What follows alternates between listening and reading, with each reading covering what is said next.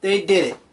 They did it. They took the predictable and put such a twist on it that it is no longer the predictable. It is the unpredictable. And what am I talking about? Well, first of all, welcome to the world's finest comic review show, and welcome to another episode where I am reviewing Civil War issue number 4. The end of the last issue, and here's your grand spoiler that I didn't give you guys in issue 3. T'Challa, it turned out, was not killed at the end of issue, or in the beginning of issue 1. And he's been the one manipulating Tony Stark and Steve Rogers into this war and continuing it. And every time there was peace talk, he found a way to interfere and prevent peace from happening. And how do we know this? Well, Tony Stark, who knows something's awry, which I'm kind of disappointed that Cap didn't figure this out, but Tony Stark goes in to save She-Hulk and also to find out what the hell's going on. And it turns out it's all in the Divide. And he's taken prisoner. You see that the Blue is getting ready to go to war because they now have the necessary materials for the bell curve. It turns out that the Iron is preparing for war. And we find out that there are agents in the Iron and the Blue that are working for T'Challa. And we find out more about T'Challa as we progress in the issue.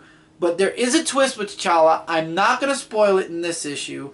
But this is a penultimate issue. The next issue is the last issue for Civil War. The twist, however, is really awesome.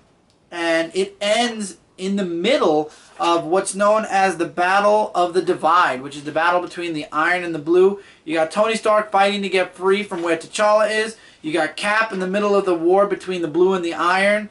And the bell curve is about to go off.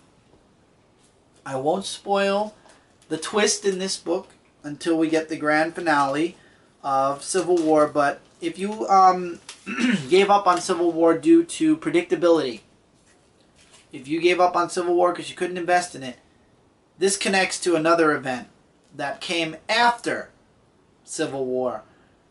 And it's cool because in this universe, it happened earlier, this event, possibly. Or the beginning of this, what started this event, happened earlier. So it's really, really good, though. I'm really urging you guys, if you gave up on Civil War, give it one more try. But then again, there's only one more issue till the end anyway. Stick around maybe for issue 5. And if you like what happens in the end, maybe you check out the trade paperback instead. I know Mike Spider-Slayer kind of gave up on the series. Brant gave up on it a bit. It's different. It is different. And it's, you know, either you're invested in it or you're not. I'm glad I stuck with this because I'm really, really enjoying this series. And I'm loving the artwork. And I'm just questioning who's on whose side now, really, and who's working for T'Challa and who isn't. We don't know who. My feeling is that maybe Bucky's working for T'Challa, but that's the only person that I could think of. Maybe Pete also. I'm not sure. But it's really cool.